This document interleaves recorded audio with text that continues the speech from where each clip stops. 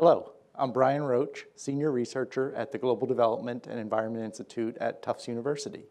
And I'm here today with Duncan Foley, Professor of Economics from the New School.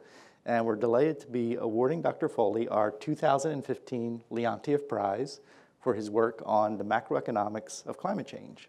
Welcome, Dr. Foley. Well, thank you, Brian. It's, of course, an honor and a pleasure to be here.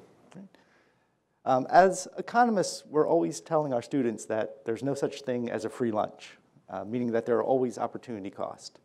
But in your work on the economics of global climate change, you suggest that policies, aggressive policies, to combat climate change essentially do represent a free lunch, meaning that there are no losers and nobody needs to make any sacrifices. So I was wondering if you could explain a little bit of your rationale behind this finding. The idea that there is no such thing as a free lunch seems to me to be connected with the quite reasonable point that human beings face limited knowledge, limited resources. The problem with the free lunch theorem or the free lunch concept is that it assumes that our actual institutions get us up to the frontier of what is possible. That may sometimes happen, but in many cases it doesn't happen. And that has less to do with the limitations that science or resources put on human beings and more on limitations on their ability to coordinate their own actions to our purposes.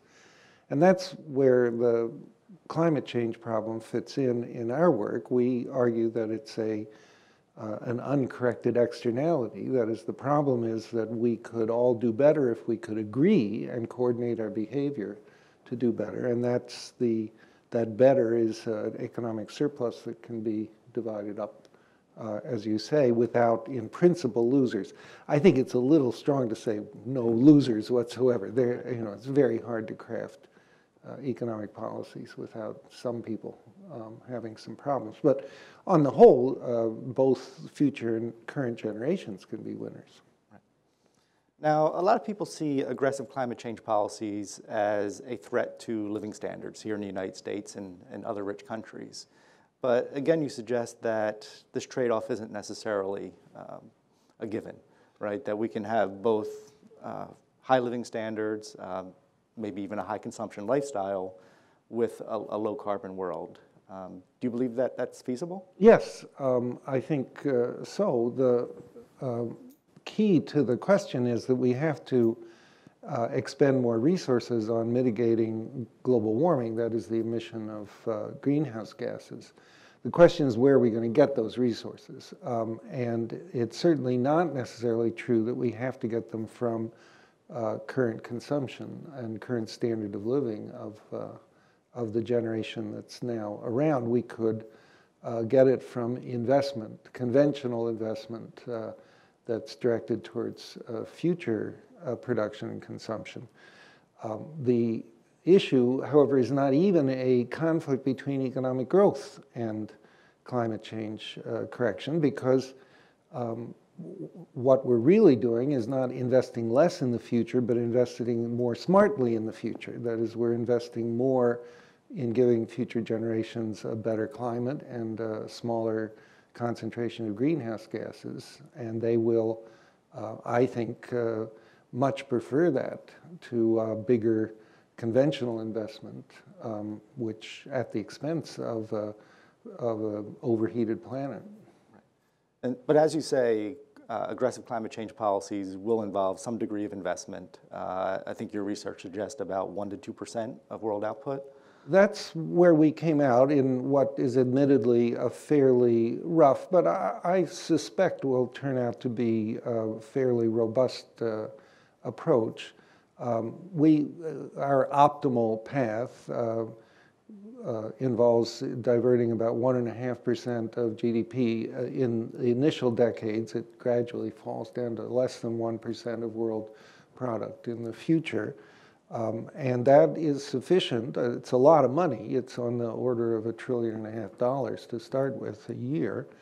But it's a lot of money, but it's not a huge percentage of total product or of total investment. So we're talking about an adjustment, a significant adjustment at the margin. And we still need to come up with $1.5 trillion. Do you advocate any particular policy, a carbon tax, some kind of cap and trade with auctioning? I have my own personal views about that, but that's not actually the direction of our paper and our argument. Our paper and argument is that you could do it many different ways. You could try to improve matters with a carbon tax. You could try to do it with a cap and trade policy. You could try to do it with direct caps on emissions. All of those methods fall under the general argument that we make. What's more important is how do you finance these changes, these investments.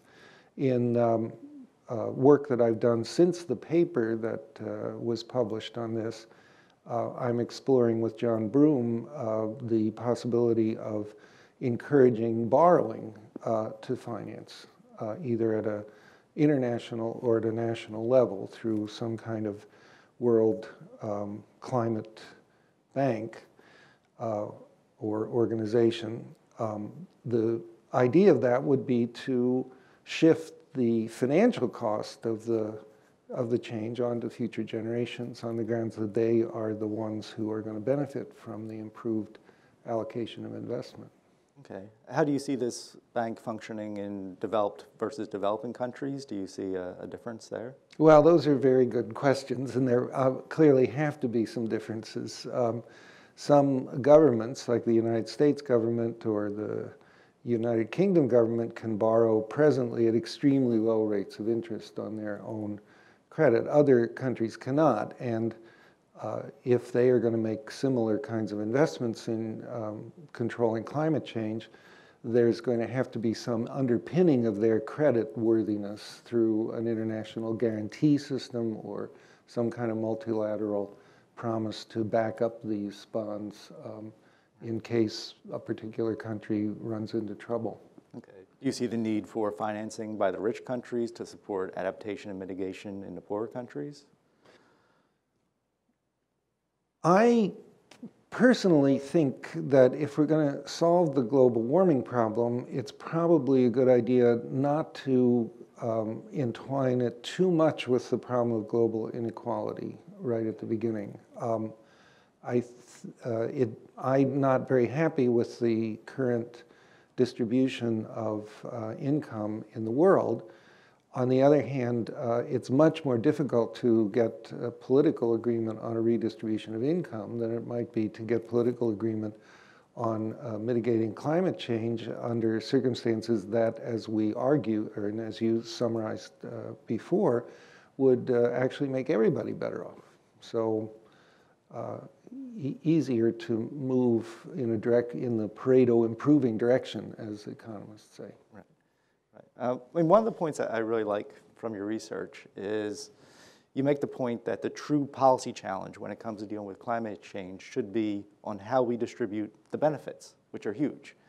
But instead, in the United States and at the international level, the focus these days seems to be not on how we distribute the benefits, but how we distribute the cost.